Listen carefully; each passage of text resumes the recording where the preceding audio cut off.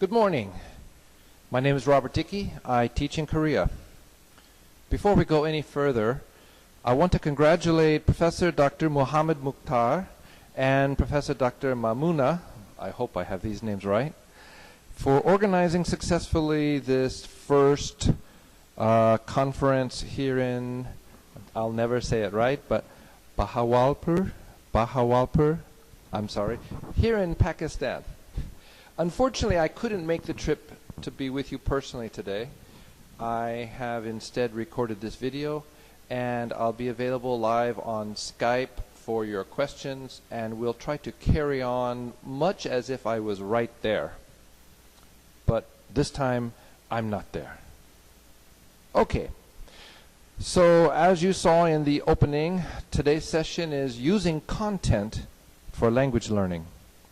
So the first thing we're going to need to do is to talk about things like content and language learning, these important questions that really have been the focus of the conference so far. I usually like to start by reviewing some of the deeper issues, such as prescriptive versus descriptive. Of course, we use it when we talk about grammar. The prescriptivists are those who tell us what language should be.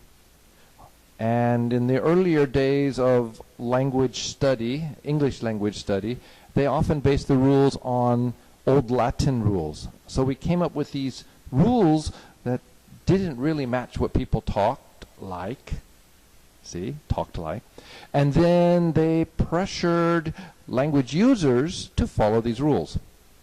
The other side of things, it's a side that's more known for people like Michael McCarthy, is the descriptive form of grammar and language use, where they go out and collect texts, how people really write, how people really speak.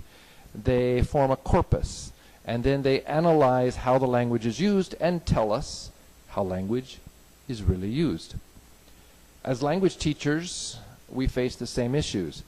Do we teach these rules, or do we teach language in use? That often boils down to something that is a theory-driven perspective. These theories are how things should be, or a reality-based perspective. How are things really, and how do we react?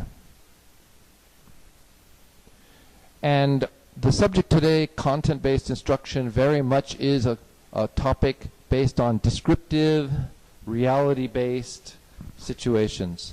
There's not a lot of strong theory. There are theorists who work in the field. I'm trying to develop the theory in content-based instruction. But realistically, a good description of content-based instruction is for those situations where a commitment has been made to content learning as well as language learning. Thus, we're faced with the question, what is content? What is language?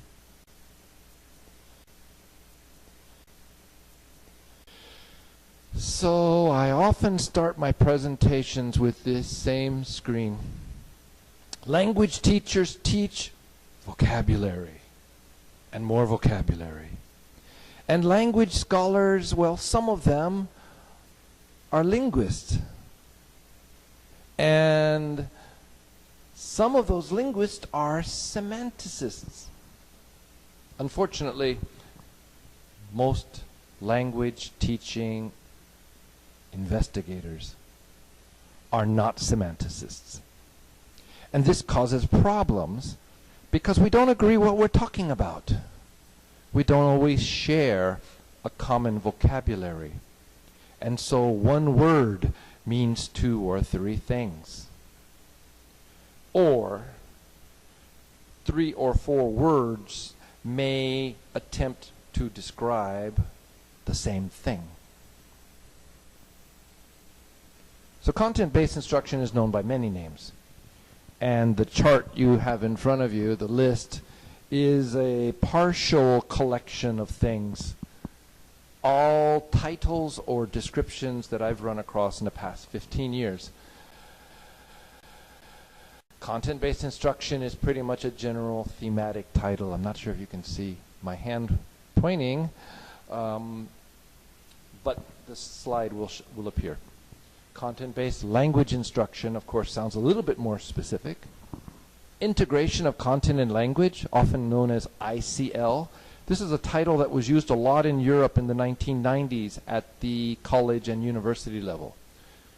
Content and language integrated learning, or CLIL, on the other hand, is the more current term of art, and it more so reflects elementary school and secondary school learning. The European Union, through its various funding agencies, is putting a lot of money today into content and language integrated learning. And some countries, such as Spain, are issuing textbooks about subject matter, such as European history, with the book written in English or Italian or French or German or pretty much any language other than Spanish. They are saying we can learn history, well, not our history, the history of Europe, through a European language other than Spanish. And of course there's many more here. Bilingual integration of languages and disciplines, immersion, English across the curriculum, integrated curriculum, cross-curricular teaching, bridge programs, and the one that is most interesting as a label to me, four-handed foreign language instruction. And I just can't visualize that one. So why are we doing content-based instruction? Well, many people will say, I'm killing two birds with one stone. We're learning language and we're learning some subject at the same time. It's lovely. I'm not sure how true it is. Others say, well, we're learning by doing. We are using our hands and our minds and our tongues and our activity, and it sounds very kinesthetic, and that's wonderful, but there's a lot of content-based classes that don't do a lot. Learning or language in context. Now this is the one that rings most true for me. That instead of isolated sentences, vocabulary list, grammar, practice exercises, that we're getting a larger text, whether that is a spoken text or a written text. We're getting a collection of words the way they're actually used. And that's what we work from to learn language. Language in context. We could say that we're not talking about language, but using language to learn language and content. Using language to learn language and content. Or as Christopher Brumfitt put it, are our students learning to communicate? Or are they communicating to learn? And left unsaid, communicating to learn something. Something. Not specified. Could be using or communicating to learn English, communicating to learn other things as well. And I rephrase it to say, are we using content to learn language, or are we using language to learn content? Because in content-based instruction, we have this dichotomy. We have these two concerns. Which comes first, or which is the base? So I try to illustrate it in a manner such as this. We have a subject matter class, classic course such as history, and we have a language class, in our case, English. And traditionally, history has been taught by the history department, English has been taught by the English department. But in a content-based environment, the two topics converge. Now, some would have you say that the language and the content are one class, totally joined, and maybe even doing 3 hours of history and 3 hours of content, 3 hours of English together in 3 hours. I don't think that's realistic. But what we can say is if we take that 3 hours of English, 3 hours of history and 3 hours of English and put them together, we have a lot of overlap. We can talk about history in English a lot. But there may be some times where we just need to deal with history, whichever language, I'm not sure. And there's times when we just need to deal with English, whichever language, I'm not sure. Perhaps we're using the student's first language part of the time. So maybe we can't do it in 3 hours, but maybe we could do it in 5 hours. But those 3 hours of overlap are especially productive. And let me show you why it's especially productive. When we talk about content-based instruction, we don't have to only talk about English and content, or language and content. From the materials I've read, I think we are talking about at least 4 different things. Language, here it's labeled language science, but it really refers to the things like grammar, vocabulary, reading, writing, speaking, listening, the core elements of a language learning program. The subject matter, which could be a classic academic discipline, such as math or history, or it could be something a little more creative and innovative. Academic skills, such as we see in English for Academic Purposes courses. Maybe it's teaching graduate students how to write a thesis. Perhaps it's teaching students how to read sophisticated articles, recognizing various genres. And the fourth area is kind of a catch-all, many different things. Any other skills or themes or technologies we want to do? Are we using multimedia? Are we watching videos? Are we playing on the computer, maybe doing chatting? Any other kinds of things that don't fit cleanly in these first 3 go into the fourth. And as we see in these kinds of Venn diagrams, there's areas of overlap. And there's areas where less overlap. So for example, if we look at this area here, we would say there's some academic skills and some language skills. Oops, there's no subject matter in this area. In this area, in the center, all 4 are overlapping. But in this area, we have subject matter, academic skills, other skills, but we're not teaching language. We might be using the language, but not teaching.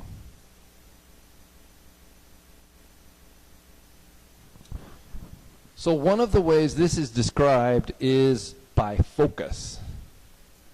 And here we have Marianne Snow's design where she talks about a language-driven content-based class. That is a language class where there's a lot of content used, frequently used. What kind of content is not described. But it's one step from that ultimate extreme traditional English class with sentences in isolation, just study the grammar, just practice the skill, and don't worry about whether it has any connection to anything outside the classroom. Here there's some connection on a fairly regular basis, a fairly frequent basis. And at the other extreme, of course, all the way off the chart, would be the subject matter class that never uses the foreign language, never uses English. Then we have the class which is traditionally called immersion, sink or swim, the immigrant kid who comes to a new country, a new language, he doesn't speak anything or very little, and the first day of class he goes into the classroom with all the native speaking kids, and there's no language support, or almost no language support. The total immersion concept. And then we have the degrees in between. And you can take time later to look at these charts. The PowerPoint display is online, and in fact this video will stay online, and you'll be free to watch again or look at the individual slides of the PowerPoint at your leisure.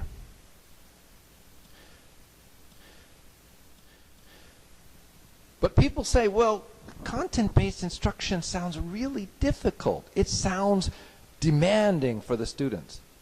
And you know it is. It really is. So we need to talk about that, and this is customarily identified as cognitive load. How hard is the brain working? The brain is multitasking. We recognize that. We can refer to the work done by Mikhail Csikszentmihalyi. Impossible name. Csikszentmihalyi. He wrote what's considered to be a classic book now called Flow, F-L-O-W. And in his work, he referred to challenge, which is sometimes called demand. How hard is it to perform? And skills. How well can you do it? The example that I like to refer to, what I talk to my students about, is learning to play tennis. In your first day of tennis, you don't practice with Serena Williams. There's no point in that. Instead, you pick up a ball, you pick up a racket. And I'm going to put the mic down while I show you this. We take the ball and we drop it on the floor and it bounces back. And as it approaches us to a higher level, we swing the racket. We hit the ball, we hope. The ball goes to the wall, hits the wall, and bounces back. Now, if we're too far from the wall, the ball might not go all the way. If we're really untalented, we might miss the ball when we swing. But if we're close enough to the wall and we have a little bit of luck, the racket hits the ball hits the wall hits the ball hits the floor, and the ball comes back to us, and we try to hit it again. And if we're lucky, we do hit it again. Now, in the beginning, we're close to the wall, and we hit the ball not too hard, and the ball comes back to us hopefully pretty straight, and we run over a little bit, run back a little bit, hit the ball, and as many times as we can. In this case, the challenge is hopefully pretty low. Our skill level is pretty low, and the lines intersect in Csikszentmihalyi's flow channel, where skills and challenge is approximately 1-to-1. As we get more skill, we move further back from that wall. We have to hit the ball a little harder.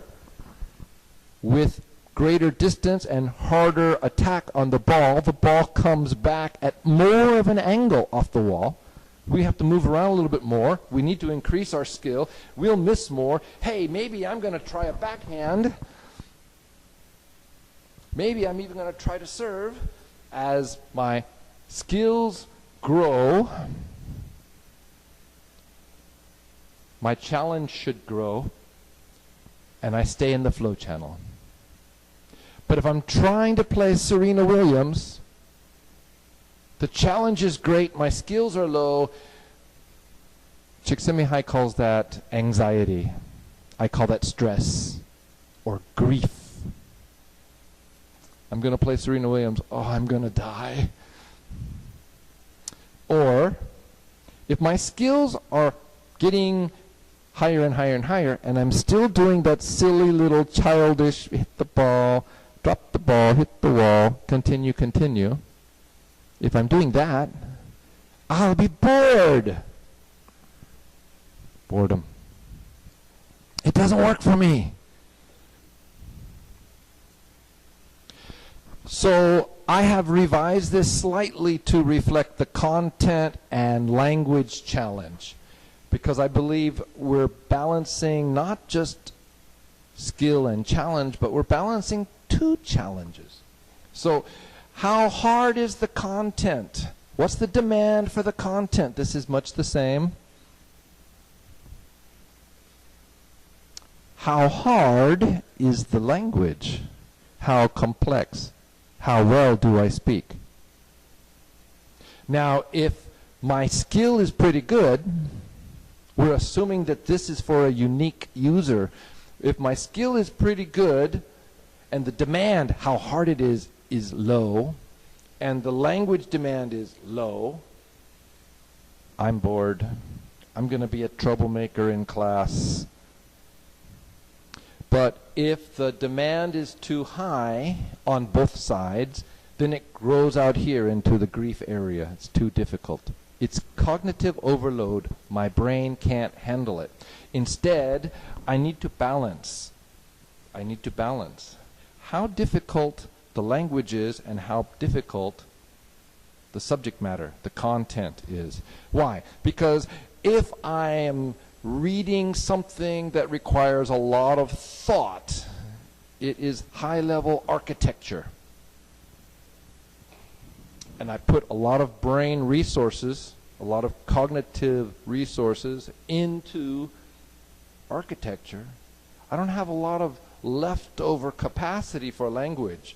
So if the language is complex and the concept is complex, I probably can't handle it. I put it down after a few minutes. Oh, it's too difficult. I'm tired.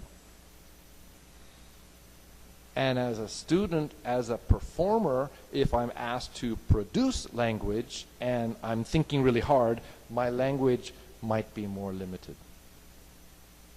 But if the language is relatively complex, I may be more comfortable talking about things that are less difficult. Ask me about my family history. I know that. So maybe I can use future perfect tense when I'm talking about my family. But I couldn't if I was talking about urban design and something like that. So we need to balance what we're asking our students to do. Now, Gibbons has put together a chart, a quadrant of 4 zones for the student's challenge, which again, same kind of up and down, high challenge. It requires more mental ability, more mental processes. And he also looks at the level of support the students receive in their learning environment. So he identifies the ideal situation where students have a good challenge, nice high challenge, and a high level of support from teachers, from classmates, from resources, dictionaries. He calls that engagement. And he refers to Vygotsky's zone of proximal development. Get me up where I get a good challenge and I'll learn a little more. Next to that, where the support is low but the demand is high, he talks about frustration or anxiety.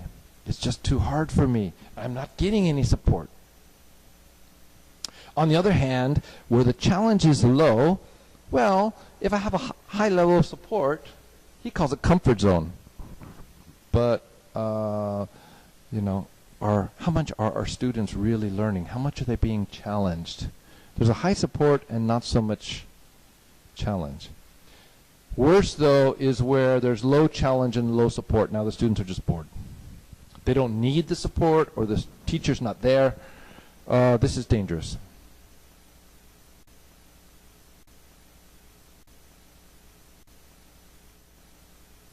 And again, I've revised that somewhat to refer to content-based instruction, where we refer to what is the content we're studying in terms of, is it traditional academic subject matter, math, science, or can it be anything? For example, I like to use the coin collecting. In many children's classes, collecting coins is a good habit, especially in schools where children are expected to bring some coins for lunch money or something. On the other hand, we have a language continuum. Soft varieties are where the content we're using is merely a vehicle. It's just a way to introduce language or to practice language. We really don't expect anything more. And on the other hand, the hard varieties where we expect conceptual mastery of the subject. Okay? We expect the students to learn it, not just use it. And so I've labeled these type 1, type 2, Type 3, and Type 4.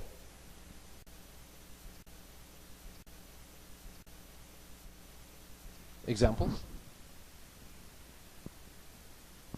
Teaching math through English. A number of countries are doing this. Malaysia has been doing it for years. The Philippines used to do it. They're backing off a little bit. Actually, Malaysia is backing off a little bit too. A number of European countries are teaching things like that, where you got to learn the math, and we're only going to teach it in the foreign language, or maybe mostly in the foreign language. A more traditional approach is something that would be a strong version of the content, but in a softer approach. Okay, it's a traditional subject matter, but they don't have to learn the subject matter perfectly, such as English and literature. Okay. You don't have to memorize Ganga Din for your future life success. It is a tool to help you understand language. Type 3, topics in the newspaper. We don't really care what the subject is. It can change from day to day, week to week, month to month. It's pretty much anything that we want to use to increase interest, to provide context, and we're working on the language. And the fourth, swimming. Swimming. Well, let me tell you a quick story. My friend, my colleague, is a trained life instructor out of the United States, and she teaches swimming at the Air Force Academy here in Korea. Swimming at the Air Force Academy. Students who fail to pass the swimming exam are kicked out of the academy. Extremely competitive to get in, very difficult to stay in, and they have to learn to swim. They have to speak English. They don't have to do both at the same time. Students have a choice. They can take English classes and they can take swimming classes separately. But she teaches her classes only in English. And her students are swimming. They're in the pool the first day of class. Whereas some of the other classes taught in Korean language, the third and fourth day of class, the students are still standing outside the pool doing their stroke practice. They don't get wet until the third week. Okay, so there's an approach about whether you just do it or you learn about it first. But it's an approach of, why can't we teach this in English? Why not? They got to learn it. They can learn it in English. Last thing quickly, Debbie Short has done something that shows how content and language integrate along with a task-based teaching approach. And feel free to take a look at this later. The site is on the citation is on the slide. It's a little soft to read, but it's there.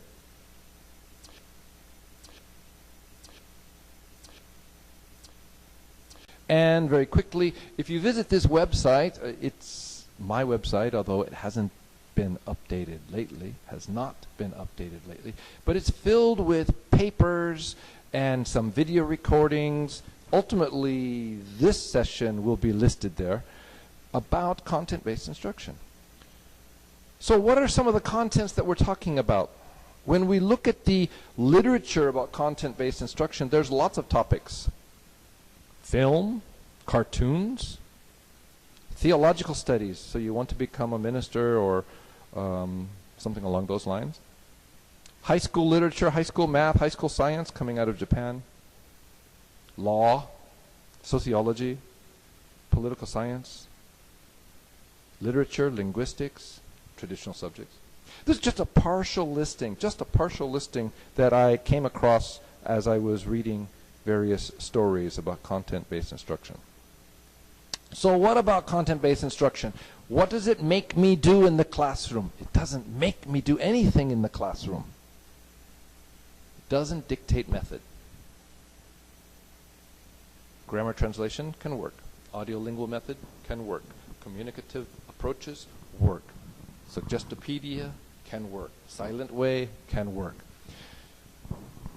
As well, we can include distance learning and technology. I've taught classes of 6 to 10 students over the telephone. Yeah, really, the telephone. And online. And mixed face-to-face and online. It doesn't matter. So how do we do this? Well, there is an article available for you. It's online that I wrote a few years ago that gives a longer, more full story. Here we'll go through the most basic steps. We're going to develop a content-based course. Now, we may just be teaching one 40-minute class. We may just be doing one piece of a 40-minute class. Or we might doing a 4-week series, or we might be doing a 10 or 16-week semester, or we might even be doing a full year. The general themes are the same.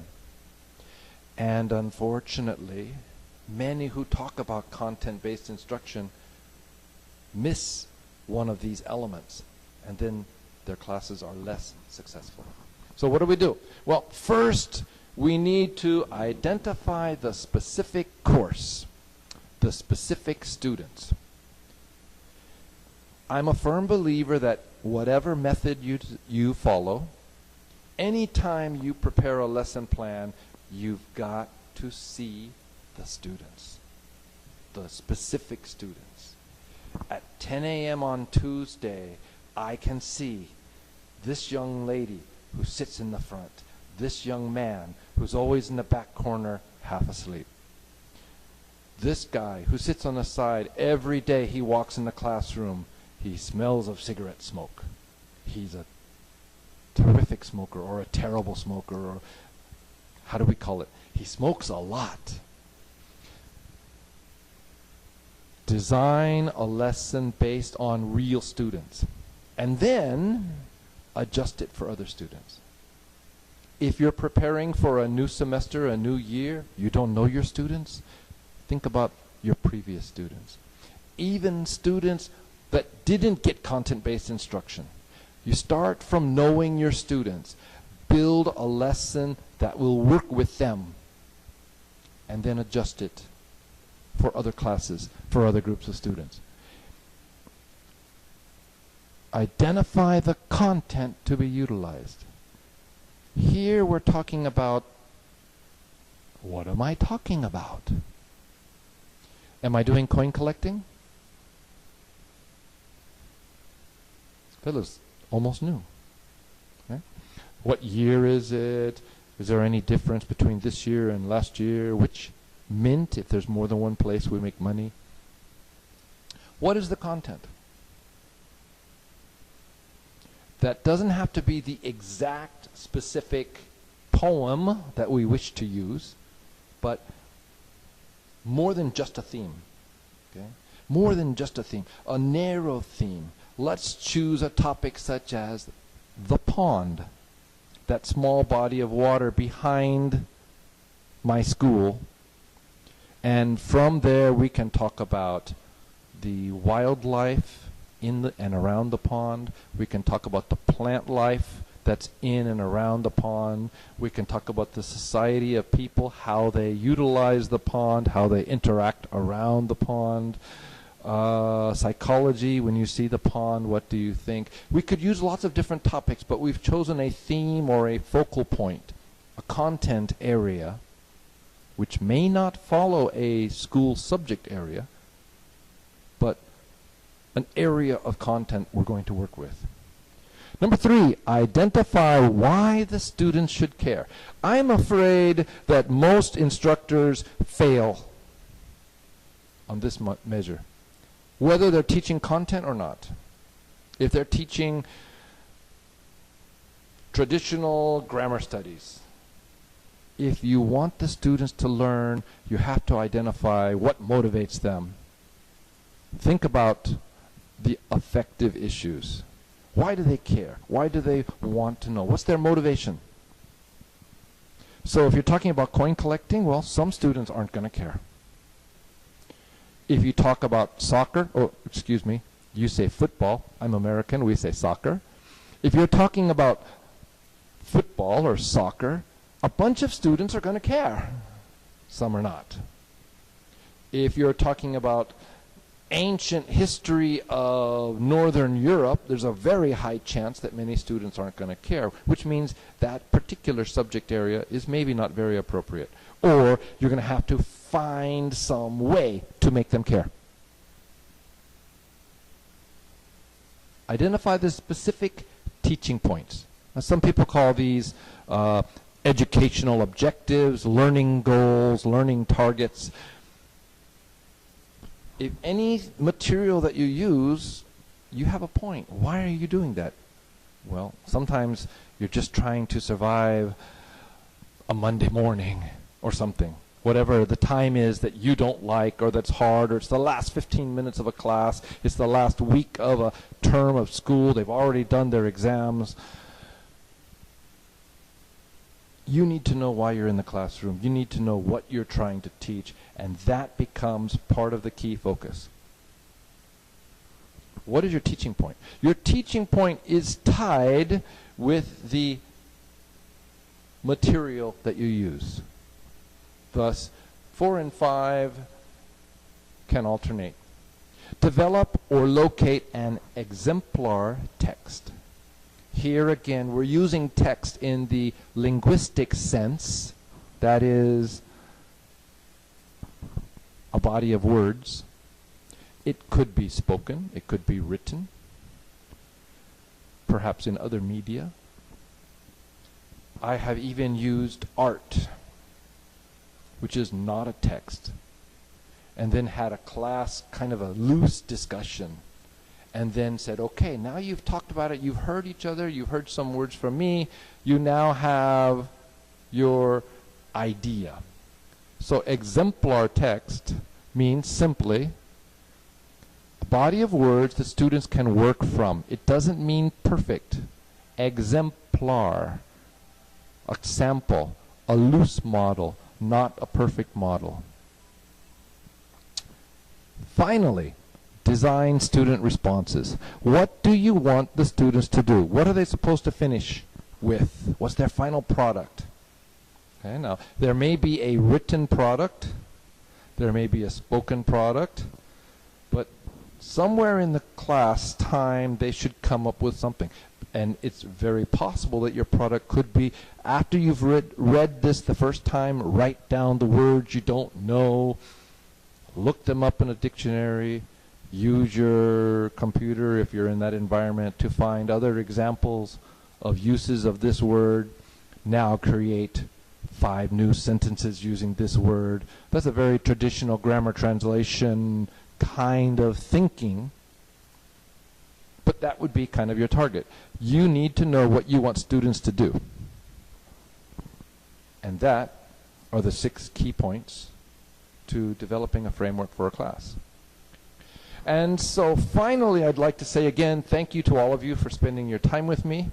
I'm looking forward to chatting with you in the Skype immediately after this video is viewed. You can see this video from my YouTube channel. I don't know the address exactly because it hasn't been uploaded yet. You can see this PowerPoint that is included in this video at SlideShare, and the address is there. You can see the supplementary article where I talk about how to do content-based instruction. I give some examples and a little bit more explanation, and that's on that Content English website. And you're very, very, very welcome to email me, and my email address is tied to the website, content-english.org, rjdickey@contentenglish.org. And I think that covers our talk today. I'm happy to have spent this time with you. I'm sorry I couldn't be with you face to face, and let's move on to the Skype question and answer time. Thank you very much.